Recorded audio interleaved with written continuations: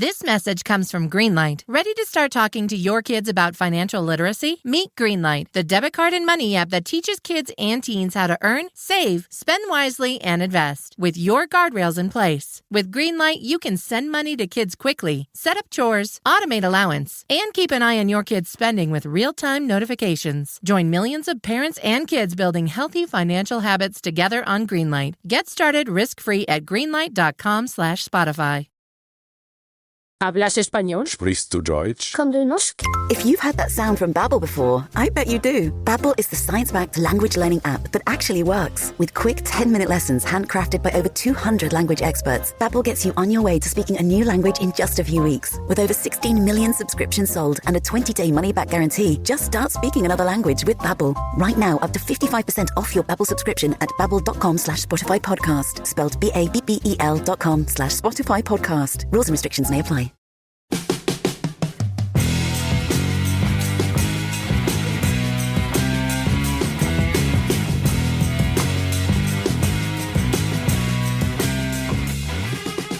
Olá pessoal, bem-vindos a mais um episódio de Mil Crimes. Eu sou a Bruna e este é um mini episódio, então não tem recado, só o básico, que é apoia a gente, apoiando você ter acesso a conteúdo exclusivo e escuta nossas gravações do episódio principal na segunda-feira. Beleza, gente? É isso, você consegue ver como você consegue apoiar lá pelo nosso site, milcrimes.com.br, ou pelo Orelo, se você escutar pelo Orelo, tem a função de apoio.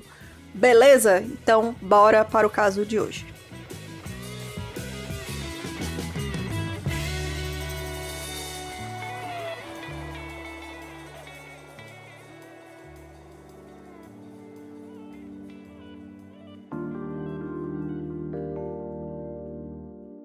O Michele Profeta, sim, este é o nome dele porque ele é italiano, era italiano, né? Então, o Michele é um homem, tá, gente? Só pra vocês não ficarem confusos. O Michele Profeta, ele nasceu em 3 de outubro de 1947 em Palermo, na Itália. Não se sabe muito da sua infância, apenas que ele tinha um irmão mais velho e a mãe teve ele depois dos 40 anos e era uma figura muito, muito autoritária, muito rígida. Ainda criança, ele foi diagnosticado com um problema congênito no coração e a sua família estava sempre passando, assim, por problemas, discussões, brigas, desentendimentos. Então, assim, não foi uma vida, assim, né, muito tranquila, mas não tinham grandes dificuldades também. Era só desentendimentos familiares mesmo. Quando ele estava na universidade, o Michele começou a jogar e aí ele acabou ficando viciado em apostas. O vício acompanhou ele para o resto da vida e sempre lhe trouxe problemas financeiros e dívidas que acarretaram até mesmo na desistência dos seus estudos. Então era realmente um peso muito, muito grande que ele tinha e que acabaram levando ele também aí para a vida do crime. A sua vida pessoal e profissional também, obviamente, sofreram com esse vício e ele acabou se divorciando de um casamento onde ele tinha 2 filhos e ele não conseguia manter um trabalho por muito tempo, ele estava sempre trocando de emprego. Afinal, né, ele tinha esses problemas aí com o vício, ele gastava o dinheiro todo no jogo. Mas pro Michele, a culpa não era dele, nem do vício dele, era sempre dos outros, era a sociedade, era culpada.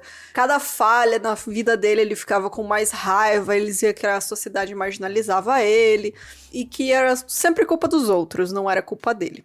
Ele chegou a se casar novamente, e durante este segundo casamento, durante 15 anos, ele manteve um relacionamento extraconjugal com uma mulher que era secretária de uma agência de finanças onde ele trabalhou em Palermo. O detalhe é que a amante também não sabia que era amante, ela acreditava ser a única, assim como a esposa dele. Então, ele mantinha uma vida dupla com essas 2 mulheres. A esposa, ele tinha filhos também, mas a amante não tinha.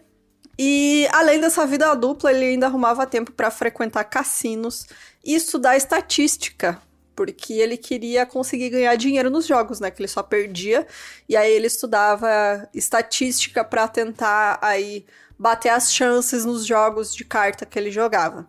Pouco antes de completar 50 anos, o Michele foi transferido do trabalho para a região de Vêneto, desculpa, não sei, aí ouvintes que gostam da Itália, que são italianos, moram na Itália.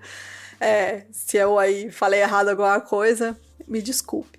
Ele se mudou com a esposa e os filhos pro litoral, e óbvio que tinha que levar a amante também, que não sabia que era amante, então ele mudou ela pra perto de Veneza. Obviamente, isso aí era muito gasto, manter essa vida dupla, além do vício dele, né? Então, a situação financeira dele se complicava cada dia mais, e ele começou a formular um plano que na cabeça dele era infalível para ele conseguir dinheiro. O plano mirabolante do Michele era entrar em contato com as autoridades do país e pedir 12 bilhões de liras, né, que era a moeda da época na Itália, que dá em torno de 6 milhões de euros atualmente. E ele ia ameaçar que se ele não ganhasse esse dinheiro, ele ia começar uma série de homicídios aleatórios em alguma cidade italiana. Então ele basicamente aí fez um refém sem refém, né? Pediu aí um resgate de pessoas que ainda não estavam sequestradas. Basicamente ele falou para a polícia, se vocês não me derem dinheiro, eu vou sair matando. A primeira mensagem foi entregue no dia 12 de janeiro de 2001 para uma delegacia de polícia em Milão. Os policiais achavam que se tratava de um blefe, eles não acreditaram, eles pensaram algum mitomaníaco, né, que é a pessoa que tem compulsão em mentir, e eles ignoraram a carta e a ameaça, assim, não fazia sentido nenhum, vinha do nada aquilo.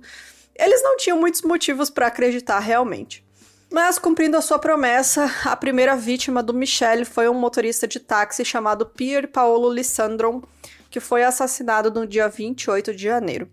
O Michele entrou no táxi na estação de trem em Pádua e pediu para que o motorista levasse ele até um bairro residencial. E aí, específico, né? Mas quando o taxista estava chegando perto de um bar, ele falou para parar antes, a alguns metros, e o Michele pegou um revólver e executou ele a queima-roupa. Deu um tiro na cabeça dele. Só que o Pier, ele sobreviveu ao tiro e chegou a ser levado para o hospital antes de morrer. Isso deu uma pista para a polícia de que o assassinato tinha sido feito por alguém sem experiência em matar. Afinal, ele deu um tiro ali na cabeça do cara, né, de costas, e assim, conseguiu quase errar, né? Então, realmente, não era algo, era uma execução feita por alguém que ainda não tinha feito execuções.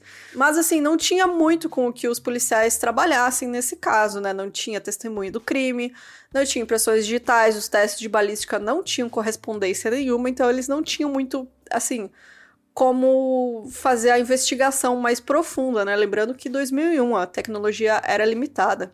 Então, no dia seguinte, chegou outra carta para a polícia com a mesma exigência, e aí eles perceberam, né, que se tratava da pessoa que tinha mandado a primeira carta, que havia assassinado o taxista, né? Porque ele falou 12 bilhões de liras ou a vida de outro italiano aleatório. Então, ele já tinha feito sua primeira vítima.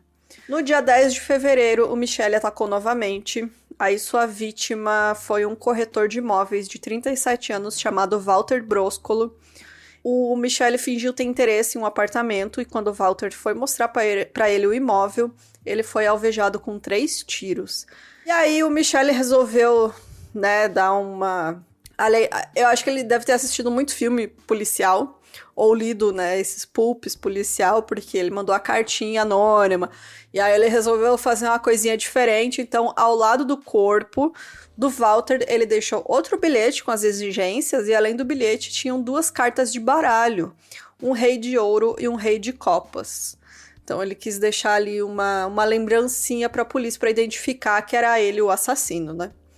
Mas o Michele, nesse segundo assassinato, tinha cometido um erro que ia custar a liberdade dele, acabar com esses planos dele de assassinar muitas pessoas, né? Felizmente, ele teve apenas 2 vítimas. Ele usou o mesmo cartão telefônico, nessa época, né, a gente usava cartão telefônico, ele usou o mesmo cartão pra ligar pro Walter, né, que foi a segunda vítima dele, pra, né, combinar a visita até o apartamento, e ele usou o cartão pra ligar pra própria família dele em Palermo. Então, não demorou muito pra polícia conseguir ver isso e rastrear ele, e aí ele foi preso em 16 de fevereiro de 2001. Em Pádua, né, que é onde ele estava. Com ele, a polícia encontrou uma pistola carregada e uma carta de baralho do rei de paus, então ele já estava planejando fazer mais uma vítima. Em uma busca na sua casa, a polícia encontrou o baralho, né, com os reis faltando, além do stencil que ele usou para escrever as cartas, né, que foram enviadas para a polícia e o bilhete deixado ao lado do corpo de Walter. E também encontraram muitos telefones celulares, muitos. Então, o Michele foi interrogado, ele confessou, mas depois voltou atrás. E aí, enquanto ele ficou preso, aguardando o julgamento, ele se dedicou a estudar a Bíblia, assim como vários casos que a gente já viu aqui, né? Depois que foi preso, que foi pego, aí se arrepende. Ele não quis passar por uma avaliação psiquiátrica e aí ele foi condenado à prisão perpétua. Depois da sua condenação, o Michele começou a alegar que ele matou porque ouviu uma voz que o ordenou a fazer isso, e ele chegou a escrever uma carta pro advogado dele, onde ele falou o seguinte, abre aspas, era uma voz amigável, acreditei que estava nas mãos de Deus, mas acabei nas mãos do mal. Fecha aspas. Eu acho que aqui ele meteu um Berkowitz, porque eu não acho que ele realmente tenha ouvido nada. Pra mim, isso aí é uma desculpa. Realmente, as pessoas... Tem gente que fica em dúvida, será mesmo que ele tinha algum problema? Que ele ouviu uma voz, que, sei lá, ele foi tomado por alguma... Não foi. Eu, na minha opinião, eu acho que não, porque tudo ele fez de caso pensado, ele tinha muitos telefones pra usar, né, e ele planejou tudo, basicamente, então, isso aí veio depois, né, depois que ele foi pego, ele escutou a voz, então, realmente, não acredito que, eu acho que ele realmente tinha noção de tudo que ele estava fazendo. 3 anos depois de ser preso, enquanto a sua sentença ainda estava sendo apelada, o Michele sofreu um ataque cardíaco fulminante e morreu no dia 16 de julho de 2004. Ele morreu durante uma prova de História e Filosofia na penitenciária Vogueira, porque ele tinha voltado a estudar para concluir o seu curso superior. E é isso, ele ficou conhecido como o serial killer de Pádua, e é um caso interessante porque ele foge do estereótipo, né? Ele matou por motivos financeiros, o que no mundinho serial killer é algo muito raro. Ele não tinha motivação sexual, não tinha motivação daquela fantasia de poder que a gente vê muitas vezes, né, de vingança. Ele realmente queria dinheiro, mas, né, ao invés de ir atrás de pessoas para matar e roubar, não, ele fez esse plano mirabolante na cabeça dele e tentou, né, que desse certo, mas felizmente acabou dando errado e infelizmente fez 2 vítimas. Mas é isso, né? Se não tivesse feito vítimas, não estaríamos falando aqui, provavelmente. É isso, gente. Se você tiver qualquer sugestão de caso, manda pra gente no e-mail milcrimes@gmail.com. Entra lá no nosso site milcrimes.com.br, onde você vai encontrar aí as formas de apoiar. E deixe seu comentário aí nos nossos episódios no Instagram e no Spotify também, pra gente escutar e comentar aí durante as gravações, beleza? É isso, gente. Beijos e até semana que vem. Tchau, tchau.